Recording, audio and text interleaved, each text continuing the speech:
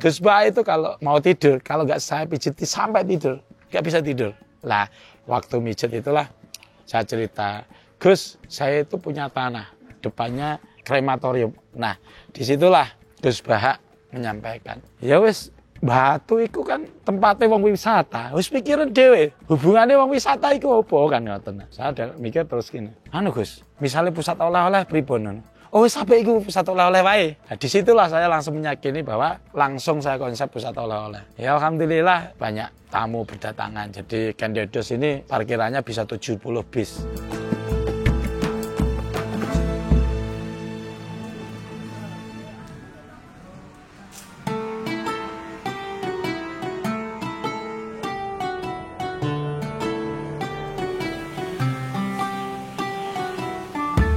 Assalamualaikum warahmatullahi wabarakatuh. Alhamdulillahalamin. Perkenalkan, nama saya Muhammad Sofiullah. Saya aslinya Pati, Jawa Tengah. Sekarang bergelut di bisnis fashion dan pusat oleh-oleh di Malang.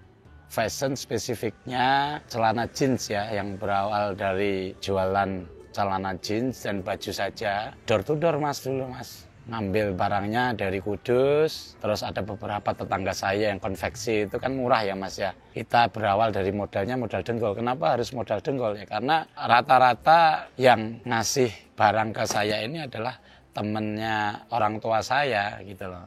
Kalau umi saya itu kan pedagang, abah saya kiai kan gitu loh. Jadi umi saya yang kenal sama teman-teman di Pasar Kudus. Jadi saya dibawain barang, selusin, 2 lusin gitu awalnya. Terus saya jual di Malang ke teman-teman kuliah, ke depan kampus. Saya kuliahnya di Unisma. Jadi kenapa saya jualnya itu seringnya di sebelahnya ATM BCA. Lah dulu itu kan ATM rame Gus. Tiap kali orang ambil uang kita tawari. Asli mana Gus? Saya aslinya Pati, Jawa Tengah. Dalam rangka apa akhirnya bisa sampai ke Malang? Nah ini, bisa dikatakan saya ini anak bandel ya sama orang tua. Saya ini sudah dipondokkan. Lah saya berpikir gini, saya dari kecil mulai SD, SMP, SMA sudah mondok terus. Masa kita saatnya kuliah juga mondok kan?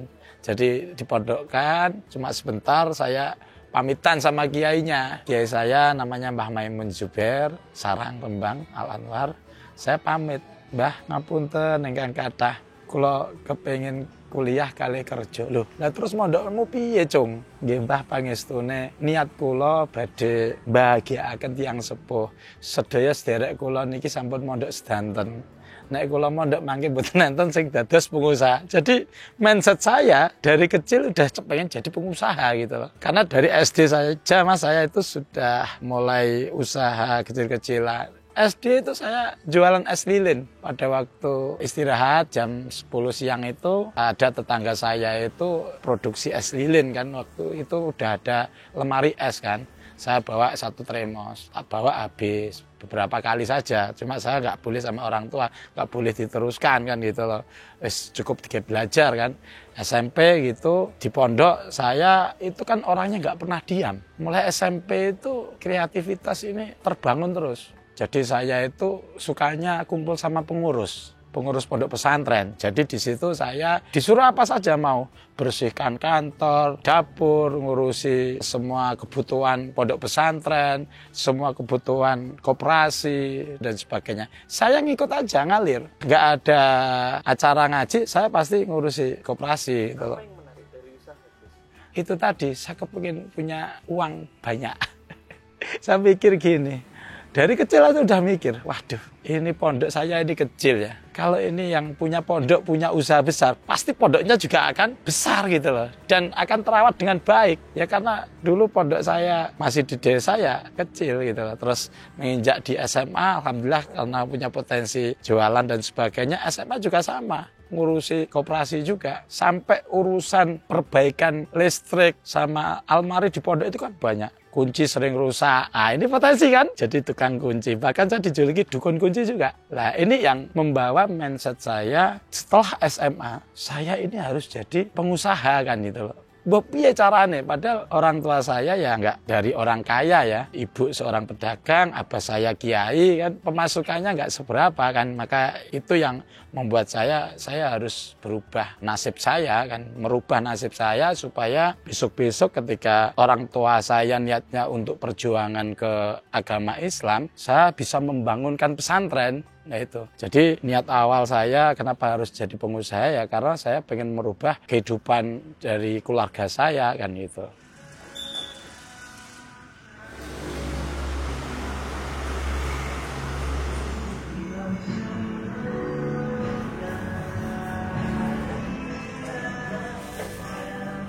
Nah, tadi saya lanjut ya. Jadi saya dipaksa untuk mondok. Ini pertentangan ini antara saya jadi pengusaha atau tetap mondok. Kalau tetap mondok, wah ini saya harus mondoknya 10 tahun lagi kan itu. Nanti umur berapa saya keluar? Terus saya kan merintis usahanya dari mana kan itu. Yaudah tadi saya hanya minta doa restu sama orang tua karena orang tua biarpun ada perdebatan, alhamdulillah dapat izin. Satu dapat izin dari kiainya orang tua saya karena orang tua saya kan ya dulu mondoknya di sana kan harapan saya ya terus selama Kiai Romo Kiai Mbah Maimun Zubair masih hidup awakmu kudu mondok nang nggone kono nang batin saya yang penting sudah mondok biarpun enggak lama kan. Alhamdulillah dapat izin. Ya wes nang tak izini tapi kue kudu sukses. Nek ora sukses kue ndang balik mondok. Wah ini tantangan besar. Jebah hanya doa dari beliau. Saya minta Abah, Umi, saya minta doanya. Saya berjanji kalau saya sukses, yang pertama saya lakukan yaitu menghajikan panjenengan berdua. Doakan saya sukses. Mudah-mudahan saya nanti bisa membangun pondok pesantren, membangun masjid dan sebagainya. Saya di umur 18 itu sudah punya mindset seperti itu kan itu. Iya alhamdulillah ya saya bisa seperti ini ya karena memang tekad kuat saya, tujuannya sudah jelas dari awal. Saya pengen jadi orang sukses dan bermanfaat. Tadi kan saya cerita kalau saya ini bisa dikatakan modal dengkul ya. Lah gimana lagi wong orang tua udah gak ngizinin. Wes nang kowe gak tak modali, aku kepengin delok suksesmu piye. Nggih, Bah. Apunten Abah, Umi kan punya teman yang punya grosiran celana jeans dan kemeja kan gitu loh. Nah, dari situlah saya dikenalkan sama sohibnya abah saya. Alhamdulillah, dibawain 2 lusin waktu itu. Kemeja 1 lusin, celana jeans 1 lusin. Dari situlah saya jual. Jarak 2 minggu habis. Waduh, barang habis ini gimana ini? Pulanglah, dari Malang pulang ke Pati. Saya kan nggak tahu ekspedisi, belum kenal. Pulang, diutangi lagi 5 lusinan. Habis, diutangi lagi 1 karungan. Saya bawa ke truk. Saya angkat sendiri itu. Selain door to door masih tetap jalan, coba masuk ke pasar-pasar. Mulai dari pasar besar Malang, ya seluruh kecamatan Malang Raya lah. Setelah itu kita berpikir, kok seperti ini terus kok capek kan. Kita jemput bola kan. Kita cobalah tahun 2005 buka di Pasar Karangploso. Saya masih tidur di dalam pasar itu. Jadi saya sewa 1,5 meter kali 3 meter. Saya tidur di dalam pasar selama 3 tahun. Alhamdulillah dari pasar itu rame. Kita pakai nama pertama kali Bandung Jeans. Ya alhamdulillah kita buka cabang lagi yang di pinggir jalan raya berkembang terus sampai sekarang alhamdulillah. Sampai saya sekarang punya pusat oleh-oleh Gendedes yang ada di sini.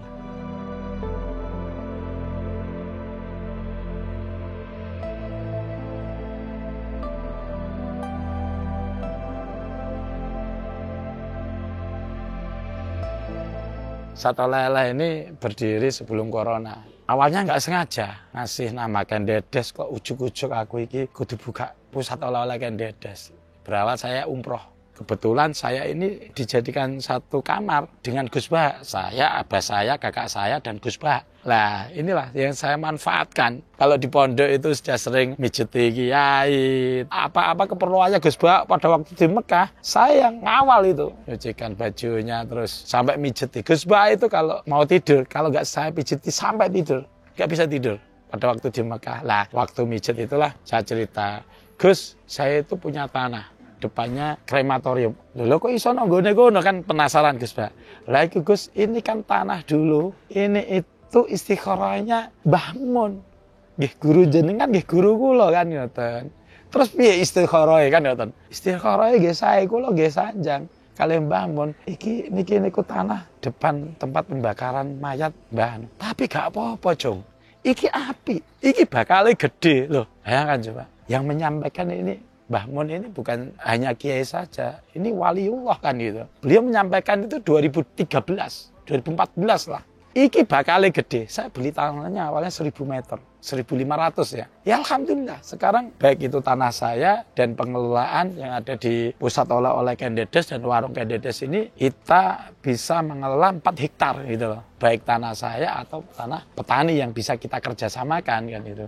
Alhamdulillah, Masya Allah, banyak sekali lah yang disampaikan Mbah Mun itu menjadi kenyataan. Ini untuk saya. Bagaimana dengan murid-murid yang lainnya yang membuktikan bahwa apa yang disampaikan Mbah Mun ini besar. Nah, disitulah Gus Bahak menyampaikan. Ya wis, Batu itu kan tempatnya wong wisata. Wis pikirin dhewe, hubungannya wong wisata itu apa kan ngoten. Saya mikir terus gini. Anu Gus, misalnya pusat oleh-oleh pripun? Oh sampai itu pusat oleh-oleh wae. Nah, disitulah saya langsung meyakini bahwa nanti kalau pulang umroh langsung saya konsep pusat oleh-oleh. Ya alhamdulillah awal corona itu saya buka ini. Begitu buka 3 bulan langsung nggak boleh buka lagi, tutup sudah.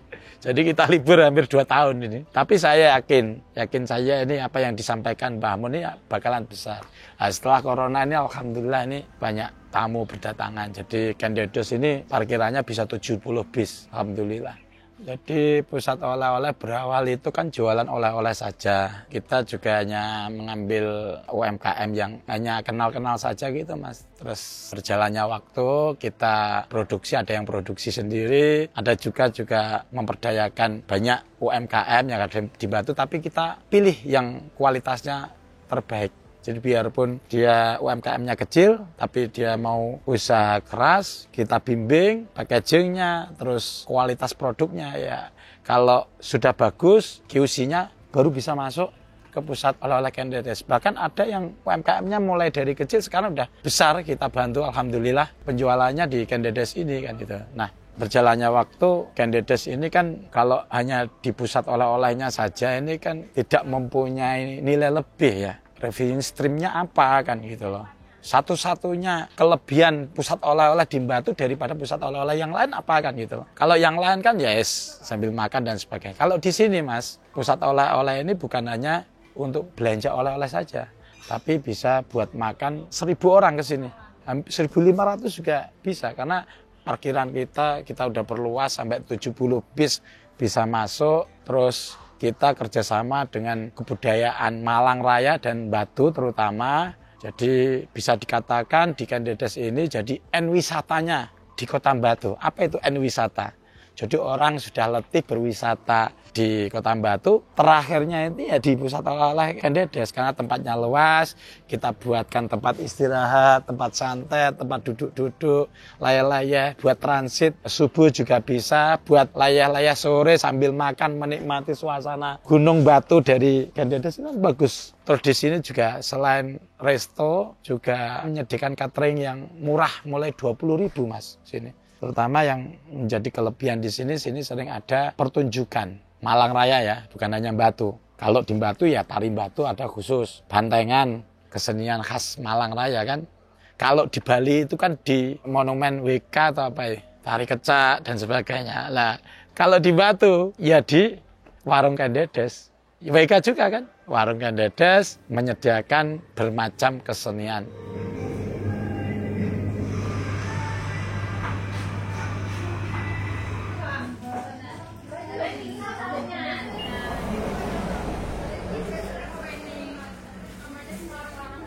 Kita standarisasinya harus dari rasa aja udah bisa dilihat. Orang ini memproduksi barang ini kira-kira ini standar dengan terutama halal ya, halal. Insya Allah kalau produk UMKM oleh-oleh ini halal semua. Tapi kan nggak hanya halal, tapi toyib. Kita harus kenal dulu orangnya. Kita lihat dulu profilnya. Harus dilihat dapurnya juga, gitu loh. Nah, strategi saya ini jadi tantangan besar buat saya. Akhirnya kalau ini harus saya bangun pusat oleh-oleh. Ini mulai awal harus punya rencana yang baik dan target yang baik ini. Kalau nggak punya target dan rencana yang baik ini nggak bakalan lama ini. Ini bakal bisa bangun tapi tidak bisa meneruskan. Jadi kita rencanakan dari awal mulai dari nama. Nama ini kan harus benar-benar mengena ya. Kenapa ya? Ya itu tadi yang jenengan sampaikan bahwa di pusat oleh-oleh Kendedes ini gangnya kecil. bis ini mau simpangan aja susah gitu loh. Pohon-pohonnya besar. Lah, ini harus jadi keunikan kan gitu tersendiri. Lah, ini bagaimana kan gitu loh. Akhirnya karena saya ada perusahaan di Bali, sering berkunjung di pusat oleh-oleh juga, melihat teman saya Mas Aji itu yang punya pusat oleh-oleh Krisna. Loh, Krisna kok bisa besar seperti ini ya? Padahal Krisna dulu juga kecil kan gitu loh. Ya belajar dari pusat oleh-oleh yang kecil, sekarang jadi leadernya pusat oleh-oleh di Bali. Lah disitulah saya mulai belajar dari cari namanya. Kenapa harus Kendedes? Ya karena pusat oleh-oleh yang cepat terkenal dan besar itu yang mempunyai nama-nama kerajaan kan gitu loh. Ya tokoh-tokoh lah, tokoh-tokoh zaman dulu kan. Nah, di Malang ini yang punya daya tarik itu siapa ya? Ya karena saya punya cabang di Singosari, toko baju di Singosari. Di situ sering renang di sumbernya Kendedes itu. Apa Kendedes ya? Kendedes kan biarpun ada historis yang gimana gitu kan, tapi mempunyai nilai daya tarik tersendiri kan, terutama bagi laki-laki lah ya. Dan namanya juga mudah dikenal kan gitu loh, Kendedes. Kendedes kan. Kendedes di mana? Di Malang. Kendedes lah. Karena market kita ini di seluruh Indonesia bahkan mancanegara kan gitu loh. Nah, itulah yang saya jadikan nama sebagai pusat oleh-oleh. Di Batu ini kan pusat oleh-oleh sudah mulai tumbuh berkembang semuanya. Jadi untuk strategi supaya kita tetap bagus dan diminati oleh para wisatawan itu tadi, kita harus punya keunikan kan gitu loh. Di sini yang membedakan yang pertama itu adalah di pusat oleh-oleh Kendedes bukan hanya pusat oleh-olehnya saja, tapi penjualan warung kita ini. Banyak menu yang diterima oleh wisatawan. Dari mulai menu-menu tradisional, Chinese food, terus di sini juga ada menu nasi tempong yang terkenal di sini juga warung kita kan itu. Selain bakso kan, kalau bakso kan memang dari kecil saya suka bakso. Jadi bakso kita ini 5 kilo daging, 1 on tepung. Ini yang membedakan. Terus di pusat oleh-oleh lain kan nggak ada bakso. Terus di pusat oleh-oleh yang lain juga nggak ada penjualan reguler warung yang jadi satu. Di pusat oleh-olehnya harganya murah, punya menu andalan itu kan juga nggak ada. Nah di sini andalannya ya bakso sama nasi tempong gitu loh.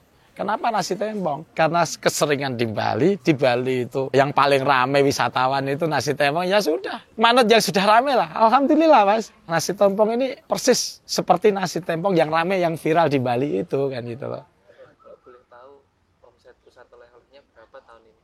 Waduh, ya alhamdulillah lumayan lah. Kalau satu bisnya itu bisa minimal lah belanja itu 3 sampai 10 juta satu bis. Tinggal ngalihkan aja bisnya kan itu. Ya pinter-pinternya kita ini menggait terutama biru sama sopir. Bagaimana sopir di sini ini dilayani dengan baik, makan, terus di full service lah ya di sini.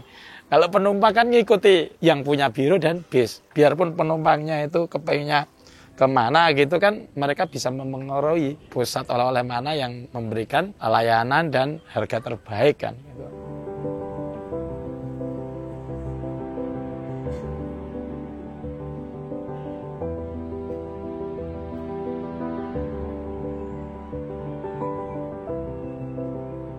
Momen ramenya liburan. Kita alhamdulillah kalau pusat oleh-oleh itu kan ada beberapa season ya. Nataruan, Natal dan Tahun Baru, liburan sebelum puasa, terus liburan Idul Fitri itu juga rame, liburan anak-anak sekolah itu juga rame.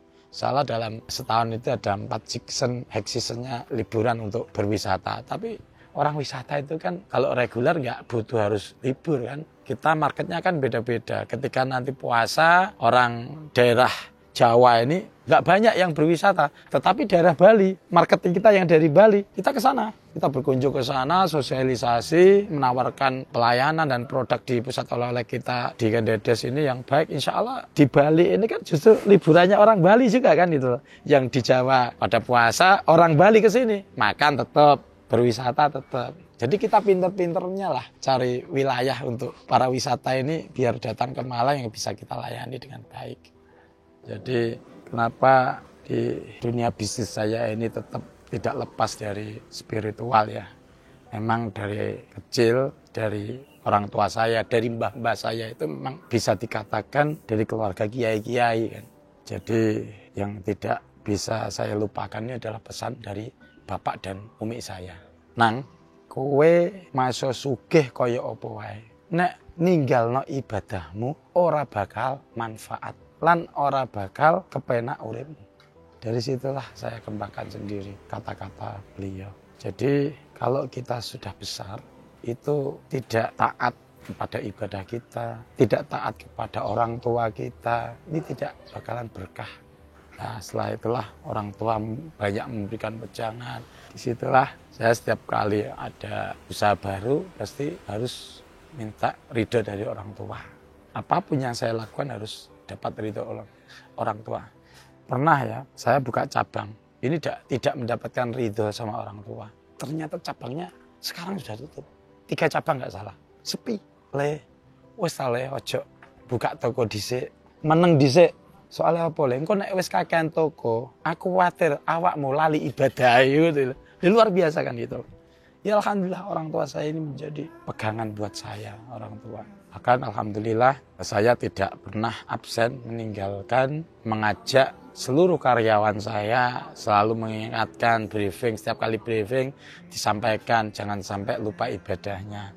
Terus setiap kali hari Jumat pagi subuh kita ada spiritual company di perusahaan kita mewajibkan ngaji. Di situ ngajinya ada Ratib Al-Haddad, ini ijazah dari Muhammad Pasuruan, terus Yasin Fadilah, terus ada sholawatan dan sebagainya. Di situ ada Mauidhah Hasanahnya, setelah itu baru kita isi materi. Jadi mulai dari habis subuh sampai jam 8 pagi. Alhamdulillah, seluruh karyawan dan seluruh cabang kami itu mengikuti.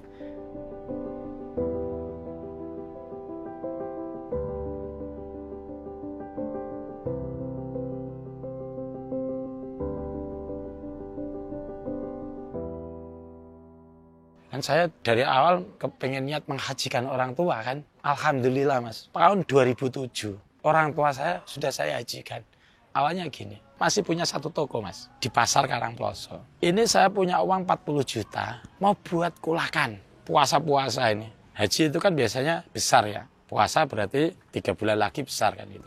Ini 40 juta mau saya pakai kulakan buat riyoyo lah. Jadi uang 40 juta ini hasil saya ngumpulkan sebulan mas. Paling omset saya sebulan dulu itu nggak sampai 40 juta. Alhamdulillah itu sampai 40 juta. Saya kumpulkan 40 juta. Barang saya yang bagus-bagus sudah habis. Ini saatnya saya kulakan ke Surabaya. Pagi saya dapat telepon dari Abah Sawah. Nang, iki Abah oleh kabar teko Depak. Abah iki nek daftar haji bulan iki, bulan besar besok, tahun iki, Abah langsung budal haji. Kowe apa duwe duit nang? Nek duwe piye carane? Waduh, Bah. Bingung ah, gak ada, Bah. Tapi niki badhe kula damel kulaan. Ya wis nek iku arep gawe kulaan, aku tak dodolan sawah. Waduh, saya tantangan ini. Saya niatnya itu yang menghajikan saya. Ini tantangan kan nih. Ini tantangan baik. Gak mikir panjang saya. Tak telepon balik. Telepon dulu kan di wartel, Mas. Dan abah saya kalau tak telepon itu harus ke Pak D saya. Pak D saya itu kan kepala desa. Jadi yang punya HP di daerah saya ya Pak D waktu itu. Saya ke wartel, telepon, Bah, Assalamualaikum Bah, Abah butuh berapa untuk mendaftar? Kini nang, nek daftar itu sementara wong siji 20 jutanan. Berarti nek karo umikmu berarti 40 juta. Wis Bah, gak apa-apa Bah, duit sing 40 juta iki tak transfer panjenengan, damel daftar panjenengan. Loh terus piye kulaanmu nang? Mboten napa-napa, Bah. Dongakno mawon, Bah. Mugi-mugi kula laris, kula tasik gadah barang kathah. Padahal, Mas, di toko saya enggak ada barang yang bagus-bagus. Tinggal barang-barang lama saya. Setelah saya transferkan, ya nang tak dongakno muga-muga laris. Alhamdulillah, Mas. Malam hari itu juga sing biasanya mendapatkan 500.000, 700.000, mentok saya mendapatkan omset itu 1 juta sampai 1,5 juta. Malam itu juga saya mendapat omset 2 juta. Bayangkan coba. Masya Allah, tabarakallah. Dengan mengikhlaskan rezeki kita untuk orang tua kita, Masya Allah. Mukjizat yang luar biasa. Itu 1 hari, Mas. Setelah saya hitung, 1 minggu, Mas. Saya mendapatkan omset 60 juta, bayangkan. 1 minggu. Dari yang bayang jelek-jelek, yang gak laku ini. Ya, akhirnya saya obral. Yang biasanya harga 70.000, saya jadi harga 40.000. Tapi kan laku, bersih kan. Allah akan membersihkan yang gak laku-laku itu jadi laku. Gitu. Alhamdulillah dari situlah terus saya pakai kulaan, laku pakai kulaan. Lah ini mukjizat dari Allah. Terus setelah lebaran alhamdulillah saya bisa melunasi daftar haji orang tua saya. Dari situlah rezeki saya diangkat, buka cabang, ketemu orang baik. Itu alhamdulillah.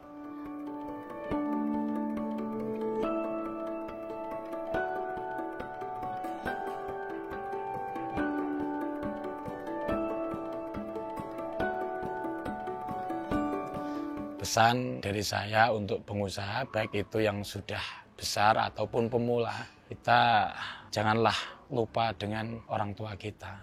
Karena kita bisa besar seperti ini berkat orang tua. Berkat dari doa-doa beliau, jerih payah beliau, dan berkat dari cara mendidik beliau-beliau. Ketika kita bukan orang tua yang masih hidup, kita pasti kurang memperhatikan. Tapi ketika kita dihadapkan orang tua yang meninggal dunia, kita akan masih punya rasa sesal yang tinggi. Ini yang harus ditanamkan kepada para pengusaha. Pengusaha itu kalau tetap mengingat baik orang tua masih hidup atau orang tua sudah meninggal dunia, insya Allah usaha kita ini tetap didoakan sama orang tua. Biarpun orang tua kita ini sudah meninggal, orang tua tetap melihat kita.